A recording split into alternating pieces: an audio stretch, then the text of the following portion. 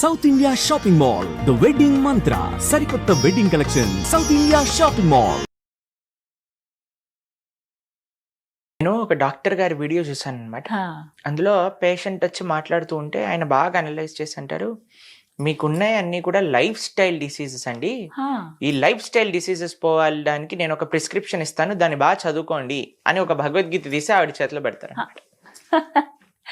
Doctor, నిజంగా doctor video అది.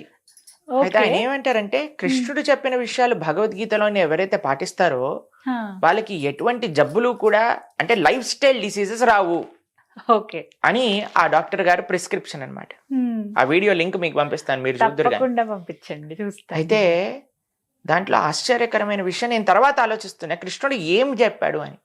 తర్వాత నాకు అర్థమైంది ఏంటంటే, అసలు కృష్ణుడు భగవద్గీతలో చెప్పంది ఏంటి, యుక్తాహార విహారస్య యుక్త చేష్టస్య కర్మసు. కృష్ణుడు చెప్పాడు, రెగ్యులేషన్ అనేది చాలా ముఖ్యం. అన్నిటిలో మనకి రెగ్యులేషన్ కావాలి. ఇప్పుడు ఎలా అయిపోయిందంటండి, రాత్రంతా మేల్కొండటం, ప్రొద్దునంతా పడుకోవటం, తర్వాత ఎక్కడ పడితే అక్కడ తినేయటం, ఎవరు పెట్టింది తినేసేయటం, ఏమి రెగ్యులేషన్స్ అంటూ ఏం లేవన్నమాట. మనిషి ఇన్స్టింక్ట్. ఇప్పుడు చూడండి, ఇంతకు ముందు ఏదన్నా మనకి కావాలి అన్నా సరే దానికి ప్రయత్నం చేయాలి. ఇంట్లో నుంచి లేసి ఎక్కడికో వెళ్ళి తీసుకొని రావాలి. ఒకవేళ ఎవరికైనా హోటల్లో తినాలి అనే కోరిక ఉండింది అనుకున్నా, అంత దూరం వెళ్ళి ట్రాఫిక్ లో పట్టుకొని తీసుకొని రావాలి. ఇప్పుడు ఏముందండి, స్విగ్గీలో జొమాటోలో ఒక బటన్ ఒకటే, అంతే మన ఇంటికి వచ్చేస్తుంది. కాబట్టి మనకి అసలు కదలాల్సిన అవసరం పడి, ఇలా పడుకొని మొత్తము ఇంద్రియ భోగం అంతా కూడా తెప్పించేసుకోవచ్చు దగ్గరికి ఆర్డర్ చేసేసి. మనకి ఇంకా ఏం కంగారు లేదు. ఇంతకు ముందు ఏదైనా వండుకో, అయ్యో సామాన్ లేవు, సరేలే సండే రోజు వెళ్ళినప్పుడు మార్కెట్లో తెచ్చుకుంటా. ఇప్పుడు బ్లింకిట్ లో జెప్టోలో పెట్టగానే 2 నిమిషాలలో వాడు మీరు తాలింపేసే లోపల ఆ ఇంగ్రీడియంట్స్ వచ్చేస్తుంది, వేసేసుకుంటా తెచ్చేస్తున్నాడు. కాబట్టి ఎక్కడ కూడా ఇంత కూడా అయ్యో పాపం అనుకోవడానికే వీలు లేకుండా తయారైపోయింది అనమాట. ఇది కలియుగం అలా అలా ప్రోగ్రెస్ అయిపోతూ ఉంటుంది. కానీ మనం ఒక్క విషయం ఆలోచించాల్సింది ఏంటి అంటే, తాత్కాలిక ఆనందం మనకు కావాలా, లేదా శాశ్వతమైన ఆరోగ్యం కావాలా? తాత్కాలిక ఆనందం అందరికీ చాలా టెంప్టింగ్ గా ఉంటుందండి. ఈ క్షణం ఇది చేసేస్తే నాకు అయిపోయింది. కానీ ఎప్పుడైతే మన మనసుకి అలా మనం అలవాటు చేస్తూ పోతుంటామో, అది కోతికి కొబ్బరికాయ ఇవ్వటం అంటారు కదా, అలా తయారవుతుంది అనమాట. మనసు కనిపిస్తుంది, ఓ అచ్చా ఇంత ఈజీయా, వీడికి జస్ట్ కోరిక ఇవ్వటం వాడు చేసేస్తాడులే అని మళ్ళీ మళ్ళీ మళ్ళీ మళ్ళీ మళ్ళీ మళ్ళీ తోలు బొమ్మ అంటారు చూడండి, అలా మనల్ని ఆడిస్తూ ఉంటుంది మనసు. కానీ ఎప్పుడైతే మీరు అన్నారు కదా, ఒక లైఫ్ స్టైల్ మెయింటెనెన్స్, అది ఎలా వస్తుంది? Regulation. Early to bed, early to rise, keeps a man healthy, wealthy and wise. ఇవన్నీ మనం చిన్నప్పటి నుంచి నేర్చుకుంటున్నాం. సూర్యోదయం ముందు నుంచి లేవాలి, త్వరగా పడుకోవాలి, ఆ సూర్యాస్తమయం లోపల తినేసేయాలి, ఎంత తొందరగా తినాలంటే అంత మంచి. ఇప్పుడు చూడండి, రాత్రులు 11 o'clock, 12 o'clock నైట్ ఎటువంటి రెగ్యులేషన్స్ లేకపోయింది. ఇప్పుడు అందుకే అన్ని డిసీజెస్, అన్ని రకాల ఇవి అవి అన్ని వచ్చేస్తున్నాయి. చిన్న చిన్న పిల్లల కంటే అసలు మేము మాట్లాడతాం యూత్ తో, మాకే ఆశ్చర్యం వేస్తుంది. కొన్నిసార్లు వాడికి ఈ ప్రాబ్లం ఏంటి అని ఇంటర్నెట్ లో సెర్చ్ చేయాలి ఫస్ట్ వాడితో మాట్లాడే ముందు. అలా అయిపోయి ఎప్పుడు వినలేదండి మనం. ఒక శారీరక రుగ్మతలే కాకుండా మానసికమైన రుగ్మతలు ఎన్ని పెరిగిపోయాయి చెప్పండి. ఇప్పుడు మెంటల్ హెల్త్ ఇష్యూస్ అని అసలు ఎన్ని ప్రాబ్లమ్స్. అసలు ఒకళ్ళ ఇంటికి వెళ్ళి వాళ్ళ అమ్మగారు చెప్పిందట, అమ్మ నాకు డిప్రెషన్ చాలా అయిపోయింది, నేనేం చేయాలి అని అంటే, వాళ్ళ అమ్మగారు అన్నారట, అక్కడ క్రోసిన్ టాబ్లెట్ పెట్టింది తీసుకో అని అన్నారట. ఎందుకంటే పెద్దవాళ్ళకి డిప్రెషన్ అంటే ఏంటో తెలియదు, వాళ్ళకి ఏమొచ్చినా సరే క్రోసిన్ వేసేసుకుంటే నయం అయిపోతుంది అనుకుంటారు. ఎందుకంటే ఆ సమయంలో ఇలాంటివన్నీ వినలేదు వాళ్ళు. కానీ ఇప్పుడు వచ్చిన పేర్లు, ఇప్పుడు వచ్చిన ప్రాబ్లమ్స్, మెంటల్ హెల్త్ ఇష్యూస్ కానీ ఫిజికల్ హెల్త్ ఇష్యూస్ కానీ ఎందుకు వస్తున్నాయంటే రెగ్యులేషన్ లేక. దేంట్లో రెగ్యులేషన్ లేదు మనకి. ఫస్ట్ పడుకోవటంలో, నిద్రలో రెగ్యులేషన్ లేదు. 2 ఎక్సర్సైజ్లో రెగ్యులేషన్ లేదు. ఒక బాడీ ఫిజికల్ యాక్టివిటీ అంటూ లేదండి. కరెక్ట్. పడుకోవటం, లేవటం, ఆఫీస్కి వెళ్ళటం, మళ్ళీ వచ్చేయటం, మళ్ళీ టీవీ ముందు కూర్చోవటం, టీవీ ముందే కూర్చొని తింటాం, మళ్ళీ పడుకోవటం, అంతే. ఒకటి పడుకోవటంలో, నిద్రలో లేదు. 2 శారీరక ఎక్సర్సైజ్లో లేదు. 3 తినటంలో లేదు. అది మెయిన్.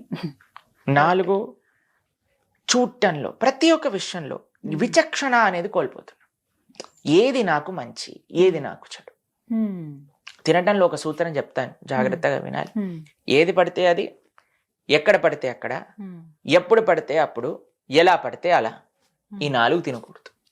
అలా అసలు చేయకూడదు తిండి విషయంలో చాలా రెగ్యులేటెడ్గా ఉంటాయి. కానీ ప్రభుజీ తప్పని పరిస్థితులు ఉంటాయి. ఇప్పుడు ఆఫీస్కి వెళ్ళినప్పుడు ఇంకా వేరే చాయిస్ లేనప్పుడు అక్కడ తినటము, బయట ఎక్కడైనా వర్క్ చేస్తుంటే అక్కడ తినేయటము. అంటే మేజర్గా అందరూ చెప్పేది ఇదే, మీరు చెప్తున్నారు బాగానే ఉంది కానీ మాకు ఇంకా సోర్స్ లేదు, తినక తప్పట్లేదు, ఎక్కడ పడ్డా మాకు అవి అలవాటు. మీకు ఒక విషయం చెప్పినా అండి, మనసు ఉంటే మార్గం ఉంటుంది. నాకు ఐ హావ్ సీన్ పీపుల్ ఎవరైతే ఇంటి నుంచి డబ్బా తెచ్చుకొని ఎక్కడ ఉన్నా సరే, ఇప్పుడు చూడండి మేము ప్రపంచవ్యాప్తంగా కృష్ణ ధర్మ ప్రచారం కోసం వెళ్తూ ఉంటాం. మరి మేము ఏం చేస్తాం అనుకుంటారు మీరు? ఎక్కడికి వెళ్ళినా భగవత్ ప్రసాదం మాత్రమే స్వీకరిస్తాం. నాకు ఎప్పుడు అది ఆశ్చర్యమే అనిపిస్తుంది మీ విషయంలో. అసలు ఎలా ఉంటారు ఇంత నిష్టగా?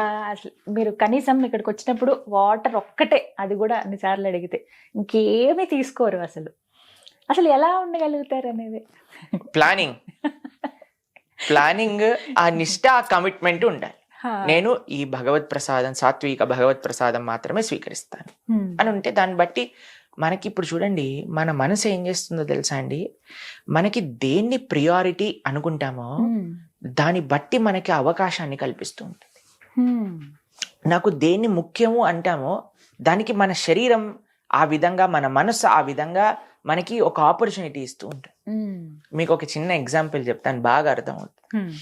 మేము ఒకసారి ఒక దగ్గర ప్రసాదం తీసుకుంటున్నాం అనమాట. అయితే చాలా ప్రసాదాలు, చాలా రకరకాల నైవేద్యాలు చేశారు భగవంతుడికి. ఆ రోజు ఏదో ఉత్సవం, అయితే అందరికి పెడుతూ ఉన్నారనమాట. నా పక్కన ఉన్న డివోటీ అన్నారు, అమ్మో నా కడుపు పలిగిపోయేటట్టుంది, ఇంకా నేను ఇంకొకటి తిన్నా సరే నా కడుపు పేలిపోద్ది, వినాయకుడు లాగైపోద్ది నా పరిస్థితి, అది ఇది అంటున్నారనమాట. అయితే అందరు వస్తున్నారు, ప్రభుజీ ఇది ఒక్కటి తీసుకోండి, ఒకటి లేదు లేదు లేదు అస్సలు వద్దు, నా కడుపు పేలిపోతుంది అంటున్నారు. తర్వాత ఒక 10 నిమిషాల తర్వాత ఒక ఆయన ఇలా వెళ్తున్నారనమాట, గులాబ్ జాములు పెడుతున్నాడు. నా ప్లేట్లో పెట్టాడు గులాబ్ జామ్. అయితే ఈయన పాపం వద్దు వద్దు వద్దు అన్నాడు కదా అని ఆయన వెళ్ళిపోయాడు. వెళ్ళిపోతే, ఓ ఇక్కడ రా, ఏమైంది అని అంటే, ఏం పెడుతున్నావు? గులాబ్ జాములు. అయ్యో గులాబ్ జామా పెట్టు అని. అదేంటి ప్రజ మీ పేలిపోతుంది అన్నారు, పగిలిపోతుంది అన్నారు అంటే, ఏం లేదు స్వీట్కి పర్వాలేదు అని. అయితే నేను అన్నాను, ఏమైంది ప్రభుజీ అలా అంటే స్వీట్కి వేరే కోటా ఉంది ప్రభుజీ కడుపులో, దానికోసం ఏం పర్వాలేదు. ఎందుకు? మనకి ఇష్టం కాబట్టి. మనకి ఏదైతే ఇష్టం అనుకుంటామో, మనం ఏదైతే ఇంపార్టెంట్ అనుకుంటున్నామో దానికి మనము ఆపర్చునిటీ ఇస్తున్నాం కదా. అలానే మనకి మన ఆరోగ్యం ఇంపార్టెంట్, మన ధర్మం మనకి ఇంపార్టెంట్, మన యొక్క వ్యక్తిగత ఆరోగ్యం మనకి ఇంపార్టెంట్, మన యొక్క కుటుంబం మనకి ఇంపార్టెంట్, దైవం ఇంపార్టెంట్. దేన్ని మనం ఇంపార్టెంట్ అనుకున్నామని మన మనసులో దృఢంగా పెట్టుకున్నాం అనుకోండి, దానికి మన మనసు, మన శరీరం సహకరిస్తుంది. మన సంకల్ప బలం లేదంతే, అదే లోపం అంటారు. కాబట్టి మీరు గట్టి సంకల్పం ఉండాలి. ప్రభుజీ మనం యాక్చువల్గా ఎట్లాగైనా సరే ఈ లైఫ్ స్టైల్ బ్యాలెన్సింగ్ చేయాలి. 8-8-8 ఇది సూత్రం అండి. 8 ఫర్ బాడీ, 8 గంటలు శరీరానికి ఇవ్వాలి, 6 గంటలు నిద్ర, 1 గంట ఎక్సర్సైజ్, ఇంకో గంట తినటం, వీటిలలో అన్నిట్లో ఒకటి. 8 ఫర్ బాడీ, 8 ఫర్ వర్క్. ఇప్పుడు మనము 9 to 5 జాబ్ అంటే 8 అవర్సే కదండి. 8 to body, 8 to work, and ఇంకొక రెస్ట్ ఆఫ్ 8 అవర్స్ ఉన్నాయి కదండి. దాన్ని ధర్మం కోసం, దైవం కోసం, కుటుంబం కోసం, సమాజం కోసం డివైడ్ చేసుకొని మనం ఇలా కానీ మనం బ్యాలెన్స్ చేయండి. ఆనికంటే ఆనందం ఇంకోటి ఉండదండి. ఎప్పుడు ఎవరిని మన జీవితంలో ఇది అది అని అసలు కంప్లైంట్సే రావు. ఎందుకంటే మనం ప్రపంచాన్ని చూస్తాం కాబట్టి.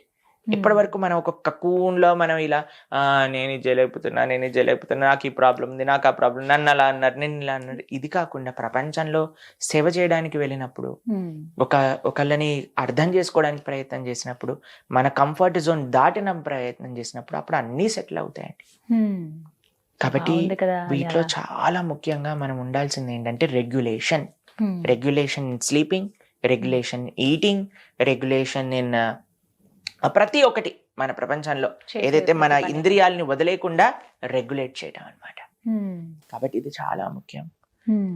అంత ఈజీ పద్ధతి కాదండి.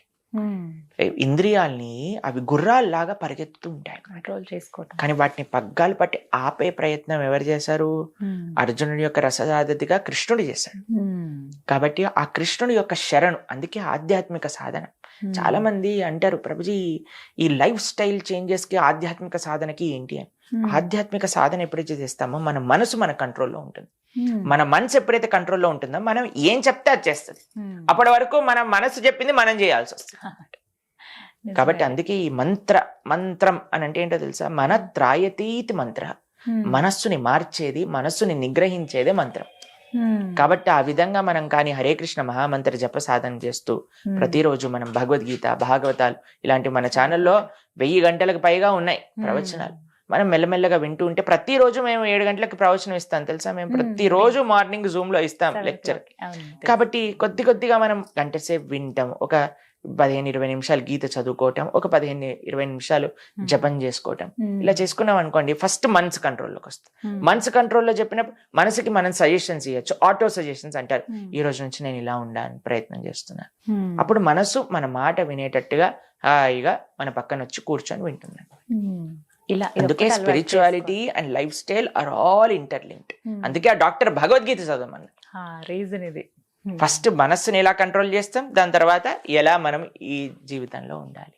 కాబట్టి ఇప్పుడు మీరు ఒలింపిక్ మెడల్ విన్ అయ్యారు. ఆవిడని అడిగారు, ఏంటి అసలు మీ మనసులో ఉండే భావన అంటే, ఆవిడ చెప్పారు, మీరు వినే ఉంటారు, మన ఇండియన్ ఒలింపిక్ గేమ్ విన్నర్, నేను భగవద్గీత చదువుతాను, భగవద్గీతలో కృష్ణుడు చెప్పిన విషయాలను గుర్తుపెట్టుకుంటూ నేను, అది జీవితంలో సక్సెస్ అంటే. ప్రతి ఒక్కరి సక్సెస్ వెనక భగవద్గీత ఉందండి. చాలా మంది నేను విన్నాను, ఇలా నాకు అలవాటు ఉందని ఇలా చెప్తున్న వాళ్ళు.